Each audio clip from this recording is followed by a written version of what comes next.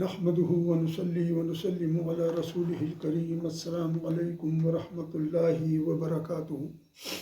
میں طارق محمود القاسمی، عقیدے کے اوپر بات ہو رہی تھی اور 4 خلفاء پر، یعنی جو خلفائے راشدین ہیں چاروں، ان کے اوپر بات تھی اور ہم نے عثمان رضی اللہ تعالیٰ عنہ تک بات کر لی تھی اور کچھ حصہ رہ گیا تھا، وہ آج شروع کرتے ہیں اور اس کو کمپلیٹ کرتے ہیں انشاءاللہ۔ عقائد کے حوالے سے ایک بات کہنی چاہوں گا کہ عقیدہ وہ بنیادی چیز ہے جس سے ہم باقی فرقوں سے جدا ہوتے ہیں۔ باقی تمام فرقے گمراہ ہیں۔ آج کے دور میں جتنے چل رہے ہیں، غامدی کی تعلیم، مستری جہلمی کی تعلیم، اہل حدیث کی تعلیم، محمد بن عبد الوہاب، ان تمام لوگوں کی تعلیم، اور معتزلہ، قدریہ، خوارج، یہ تمام کے تمام لوگ جو ہیں، ان کے عقیدے باطل ہیں۔ ان کو اللہ اور اس کے رسول نے ان کے عقائد کو ریجیکٹ کر دیا ہے۔ لہذا آپ کی پہچان اہل سنت والجماعت کے حساب سے اس وقت ہوگی کہ جب آپ عقیدے کو ازبر کر لیں گے صحیح طریقے سے، اور آپ یہ جان لیں گے کہ جو عقیدہ بتایا گیا ہے قرآن و حدیث میں، اس عقیدے سے اگر آپ ایک بال کے برابر بھی دائیں یا بائیں ہوتے ہیں تو آپ گئے۔ بدعت یہاں پر شروع ہوتی ہے عقیدے میں، اور جو کہ اعمال کی بات ہے تو اس میں اجازت ہے اچھے اعمال کو شروع کرنے کی۔ مثلا من سنہ فی الاسلام سنۃ حسنۃ فلہ اجرھا واجر من عمل بها ومن سن فی الاسلام سنۃ سیئۃ فلہ اجرھا واجر من عمل بها، کہ جس نے اسلام میں، دین میں کوئی اچھی بات رائج کی اسلام میں، کیونکہ اسلام نماز، روزہ، حج، زکوٰۃ کے ساتھ اور دیگر معاملات کے ساتھ اس کا تعلق ہے، تو اس کو اس کا اجر ملے گا، اور جو اس پر عمل کرے گا اس کو بھی ملے گا۔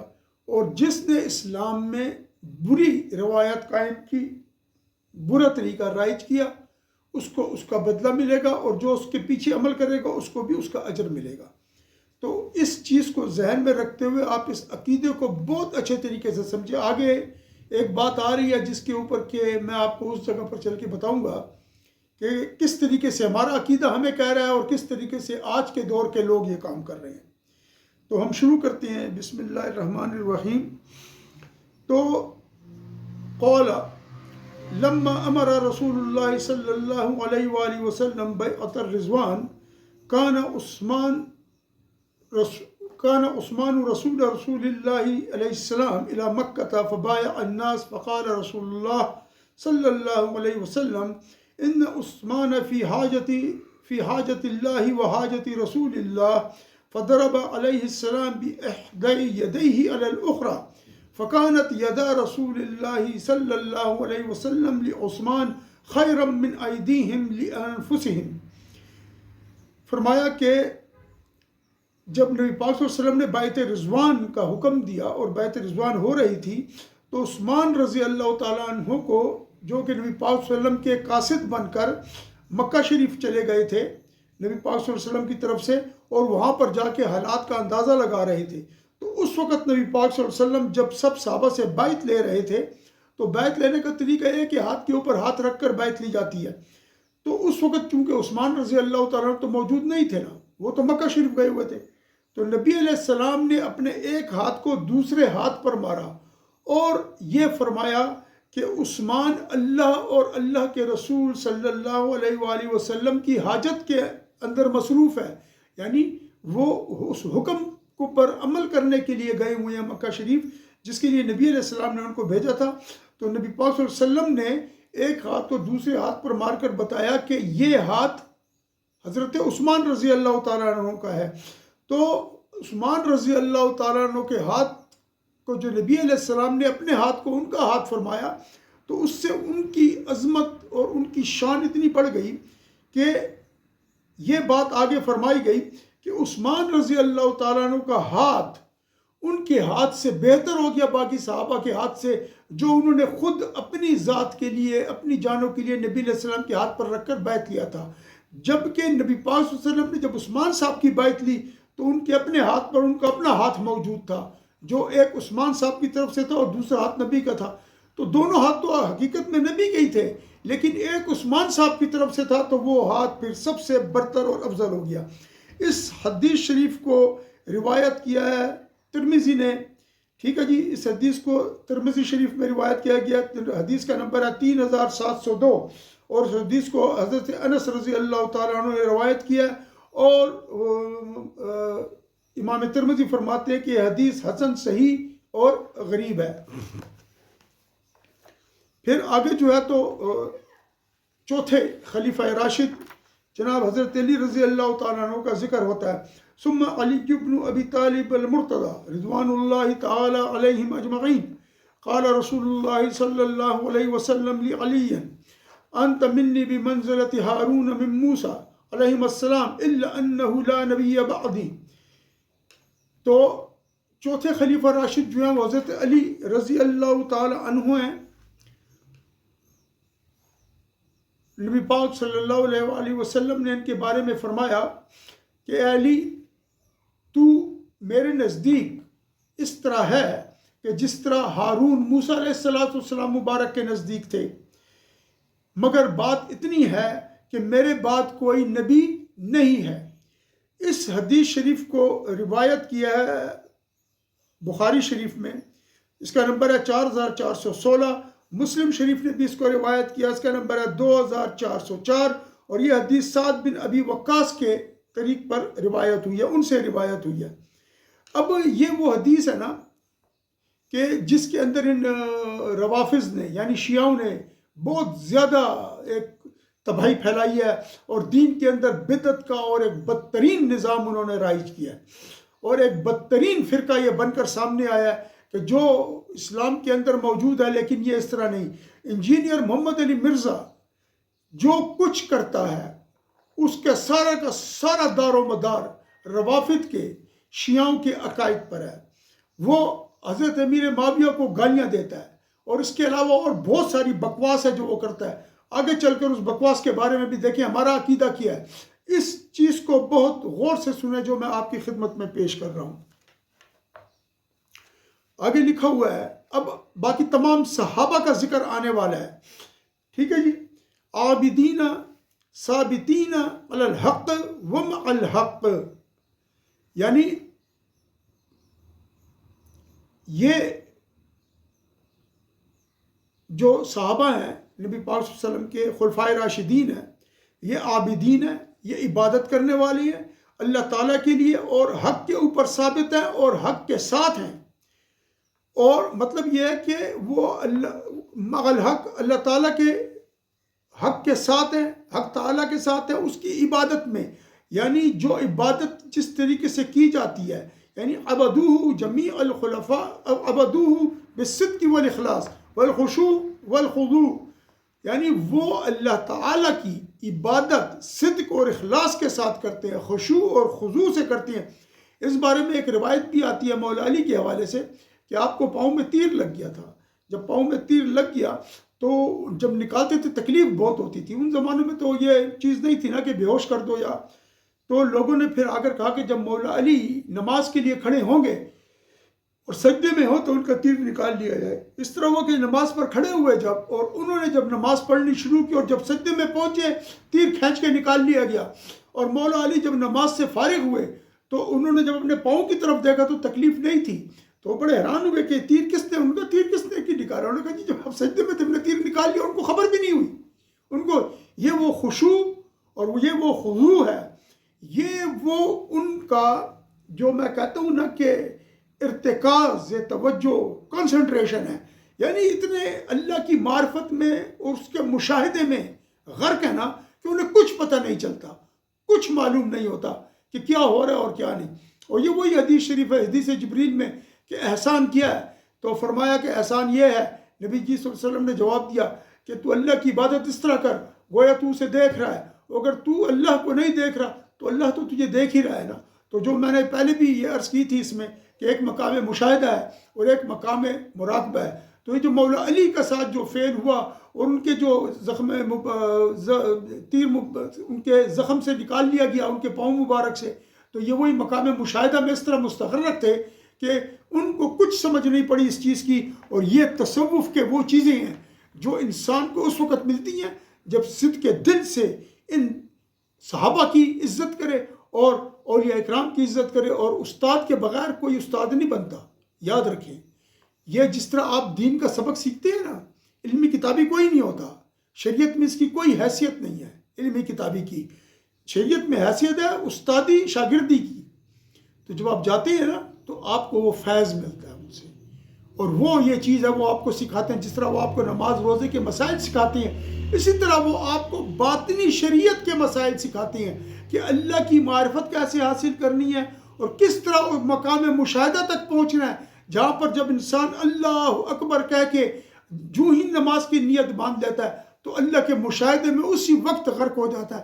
اور جو سلام پھیرتا ہے تو پھر بھی وہ اللہ کے مشاہدے کے اندر ہی رہتا ہے، اور اس سے وہ کیفیت سر منہ جو ہے نا تو اس اتنے وقت کے لیے بھی دور نہیں ہوتی. ان چیزوں کا چونکہ یہ مقام ہوتا ہے عقیدے کی بک میں، تو میں اس کو اس مقام کے ساتھ ساتھ تھوڑا تھوڑا آپ کی خدمت میں پیش کرتا رہتا ہوں کہ اس چیز کو سمجھ لیں تاکہ گمراہ کوئی آپ کو نہ کر سکے. جب بھی کوئی آ کر آپ کو بات کرے، آپ اپنے عقائد کے اوپر نظر دوڑائیں. اگر ان عقائد سے باہر ہے بس سمجھ جائیں کہ بدعت ہی ہے، اس کو چھوڑ دیں.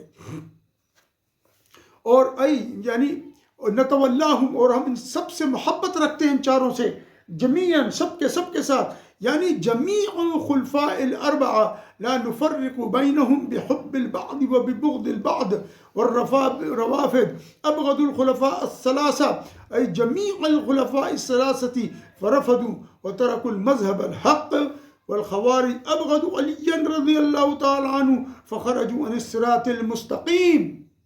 اچھا جی، ترجمہ سن لے اب اس کا. ہم ان سے محبت کرتے ہیں سب کے ساتھ، اور چاروں خلفاء کے ساتھ، یعنی چاروں خلفاء، اور ان چاروں خلفاء کے اندر ہم کسی قسم کی کوئی تفریق نہیں کرتے.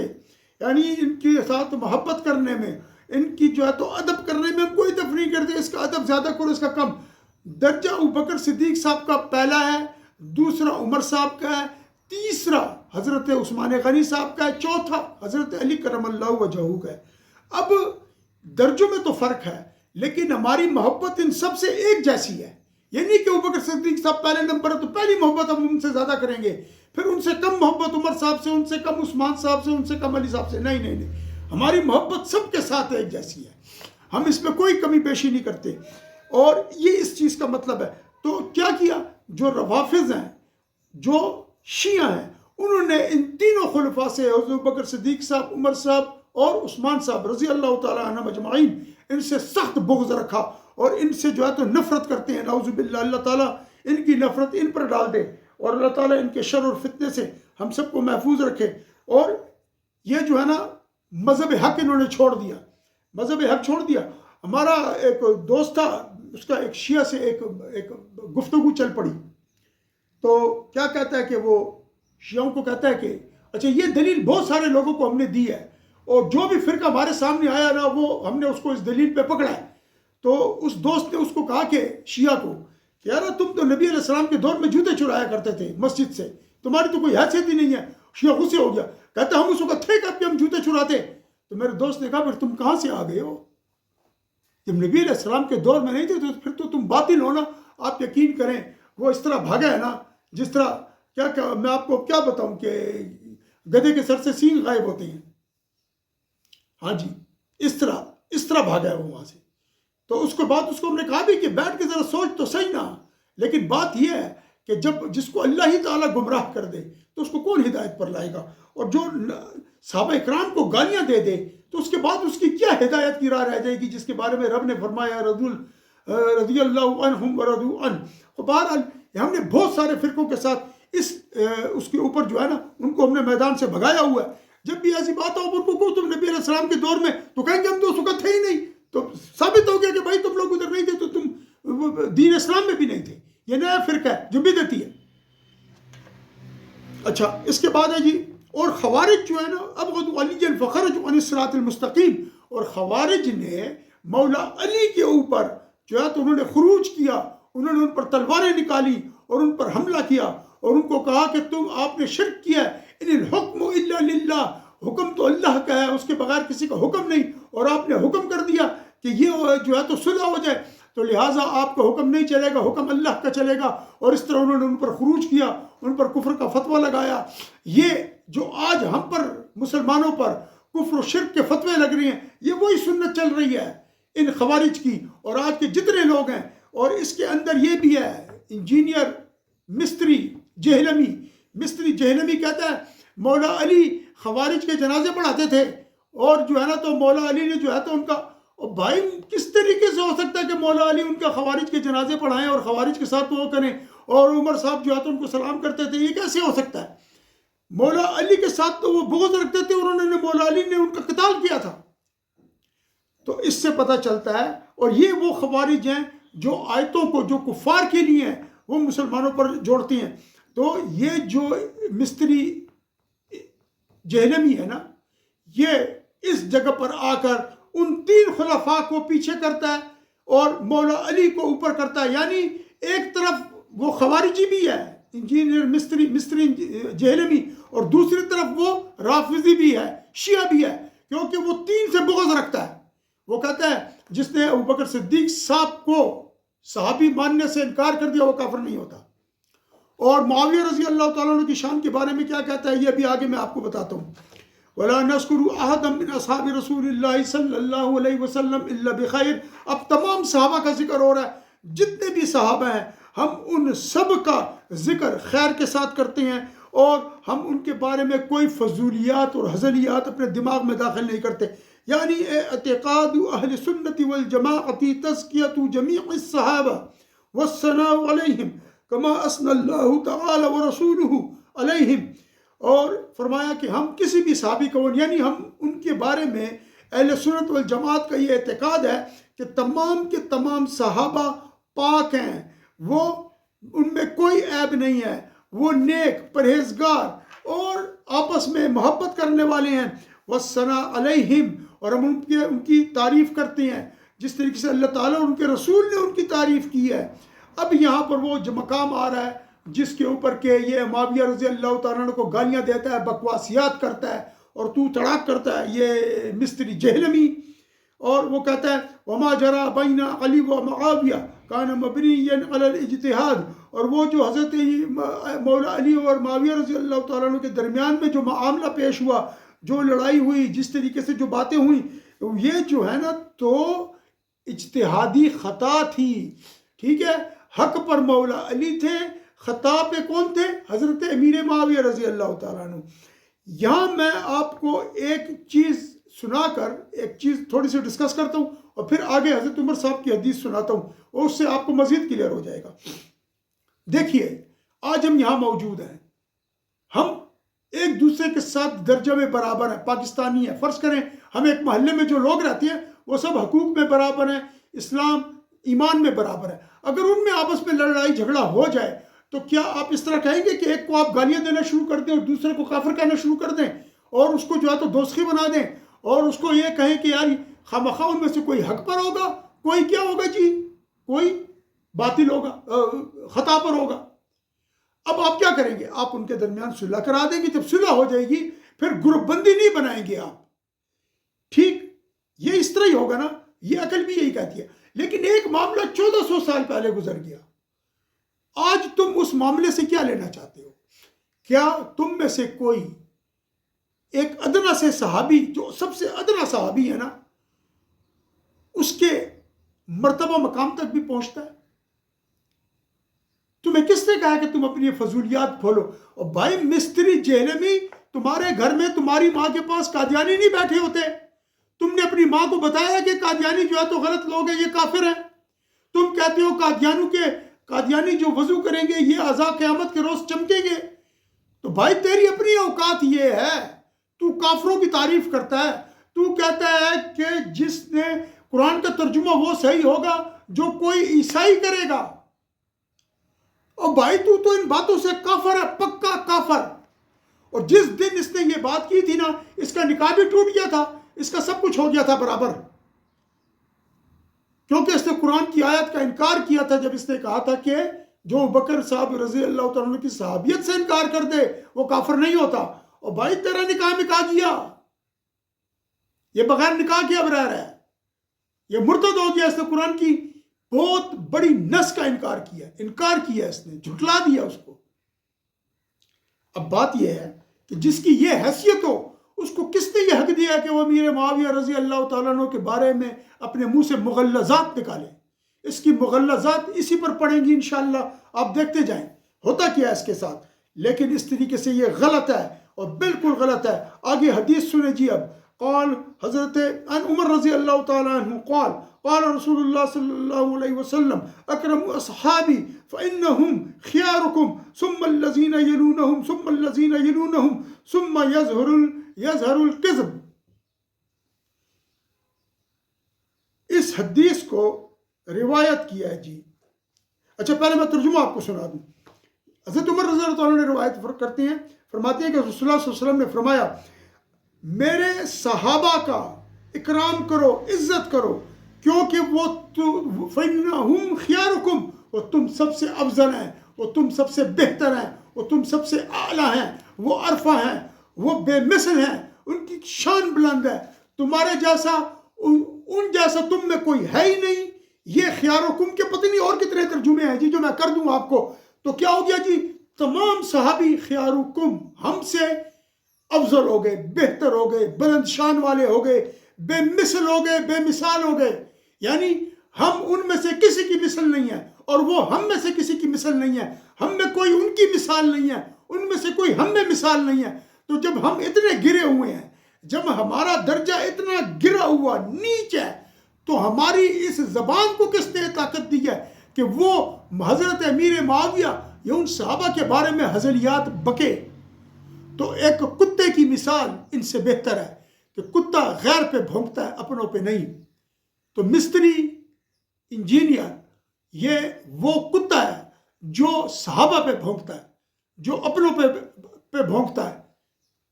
حالانکہ کتے کی عادت ہوتی ہے وہ غیر پہ بھونکتا ہے، لیکن یہ اپنوں پر بھونکتا ہے۔ اچھا جی، اب پھر کیا فرمایا جی؟ ثم الذین یلونہم، پھر وہ جو ان کے قریب ہیں، یہ تابعین ہو گئے، یہ تابعین ہو گئے۔ ثم الذین یلونہم، پھر یہ تبع تابعین ہو گئے۔ ثم یظہر الکذب، پھر کذب ظاہر ہو جائے گا۔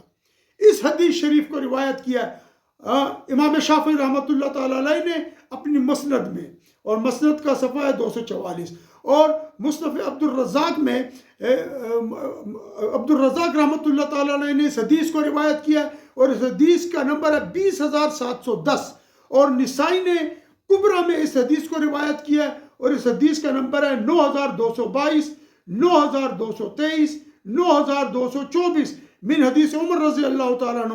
مطلب ہے وہاں پر 3 روایات آئی ہیں صحابہ اکرام رضوان اللہ تعالیٰ علیہم اجمعین کے حوالے سے۔ تو تمام کے تمام صحابہ، حضرت ابوبکر صدیق صاحب سے لے کر سب سے آخری صحابی تک، ہم سب سے ایسی محبت کرتے ہیں کہ اس میں کوئی فرق نہیں کرتے۔ جو درجے اللہ تعالیٰ اور اس کے رسول نے دیے ہم نے نہیں دیے، ہم کسی کو کوئی درجہ نہیں دے سکتے۔ جو درجے اللہ اور رسول نے صحابہ کو دے دیے، پہلے ابوبکر صاحب، پھر عمر صاحب، پھر عثمان صاحب، پھر علی صاحب، پھر اس کے بعد عشرہ مبشرہ ہیں جن کو دنیا میں جنت کی بشارت دی ہے، پھر اس کے بعد اصحاب بدر ہیں، پھر اصحاب احد ہیں، پھر اصحاب خندق ہیں، پھر اس کے بعد جو ہے تو اور اس طرح درجہ بدرجہ آ رہے ہیں۔ ہم ان سب سے محبت رکھتے ہیں، اور ایسی محبت رکھتے ہیں جیسے کہ ان سے رکھنے کا ہمیں حکم دیا گیا ہے، اور ہم کسی صحابہ کے بارے میں ایک رتی کے برابر بھی اپنے دل و دماغ میں شک و شبہ نہیں رکھتے، ان کے ایمان پر، ان کے خلوص پر، ان کی محبت پر، اور ان کے حق کو سچ ہونے پر۔ خطا اجتہادی ہر ایک سے ہوتی ہے، وہ اس کا ہمارے ساتھ کوئی تعلق نہیں ہے۔ وہ اللہ اور اللہ کا رسول جانے، وہ جس زمانے میں تھے اس زمانے میں وہ ایک دوسرے کے بھائی تھے، ایک دوسرے سے محبت کرتے تھے۔ آج ہمیں کس نے یہ حق دیا کہ ہم یہ بات ان کے بارے میں کریں، یا ان کے بارے میں ہم ہزلیات بکیں اور فضول یا وہ گوئی کریں ان کے بارے میں؟ ایسا نہیں ہے۔ پہلے چاہیے ان لوگوں کو اپنے گھروں کو دیکھیں، قادیانیوں کو اپنے گھروں سے نکالیں، اپنے عقیدے درست کریں۔ جس نے حضرت ابوبکر صاحب کی صحابیت کا انکار کیا وہ پکا کافر ہے، کیونکہ ان کی صحابیت قرآن کی آیت سے ثابت ہے۔ اور جس نے صحابہ اکرام کو گالی دی وہ فی الفور اللہ کے حکم سے باہر ہو گیا، اپنے دین اسلام سے خارج ہو گیا، گمراہ ہو گیا۔ اور جس نے امیر معاویہ رضی اللہ تعالیٰ عنہ کو گالی دی وہ بھی اپنی خیر منا لے، کیونکہ امیر معاویہ نے جس جگہ ایک قطرہ پیشاب کا گرایا ہے وہ آج کے دور کی کل زمین سے افضل ہے، اور حضرت امیر معاویہ اس کا مقابلہ اس دور کا کوئی ولی بھی نہیں کر سکتا۔ جتنے اولیاء گزرے ہیں صحابہ اکرام کے مرتبے تک نہیں پہنچ سکتے۔ تمام اولیاء کو اکٹھا کر لیں، ایک امیر معاویہ کا مرتبہ ان کو حاصل نہیں ہو سکتا۔ یہ تو پھر بھی بڑے ہیں، کاتب وہی ہیں، وہ جو ادنا درجے کا صحابی ہے اس کے مرتبے تک بھی کوئی نہیں پہنچ سکتا۔ آپ کو یہ چیز یقینی بنانی ہے کہ اپنی زبانوں کو تالے لگائیں اور اپنے دلوں کے اندر اس چیز کو راسخ کریں کہ نبی علیہ السلام کو جنہوں نے دیکھ لیا، جنہوں نے ان کے ہاتھ کو چھوا، جنہوں نے ان کے بلغم کو، ان کے تھوک شریف کو اپنے جسموں پر ملا، جنہوں نے ان کے بال اپنے ہاتھوں میں لیے، جو ان کے پیچھے چلتے رہے، جو ان کو دیکھتے رہے، ان کا دیدار کرتے رہے، کس نے یہ جرت دی ہے کہ آپ اس کو گالی دیں؟ میں تو اس معاملے میں اتنا سخت ہوں کہ میں اگر کوئی ان کے بارے میں، چونکہ مجھے ان کے دل کے اندر جو برائی کرتا ہے مجھے اس کا سمجھ نہیں پڑتی، لیکن جو کر رہا ہے نا دل میں، وہ اپنے اس بات کو یاد رکھے کہ مرتے ہوئے کلمہ نصیب نہیں ہوگا۔ آخر میں آپ سے گزارش یہ ہے کہ ان چیزوں کو اچھی طریقے سے یاد کریں، کیونکہ یہ نازک مقام ہے۔ اب جو یہ جتنے بھی عقائد کی باتیں ہوں گی نا، بڑی ہی نازک ہیں۔ قرآن کی تفسیر میں نے شروع کی ہوئی ہے، اس کو بھی انشاءاللہ تعالی وقتاً فوقتاً میں جاری رکھوں گا اس طریقے سے۔ تو اللہ تعالیٰ مجھے اور آپ کو ہمت اور توفیق دے۔ جانے سے پہلے ایک گزارش ہے کہ بس چینل کو سبسکرائب کر لیں اور بیل آئیکن کو پریس کر دیں اور اس کو شیئر کریں جی، اور اپنے دل میں اللہ اور اس کے رسول کی عزت اور صحابہ اکرام کی عزت کو اور بڑھاتے چلے جائیں اور اللہ سے دعا مانگتے جائیں۔ اللہ آپ کا حامی و ناصر ہو۔ السلام علیکم ورحمۃ اللہ، وآخر دعوانا ان الحمد للہ رب العالمین، وصلی اللہ تعالی علی خیر خلقہ ونور عرشہ محمد وعلی آلہ وصحبہ اجمعین برحمتک یا ارحم الراحمین۔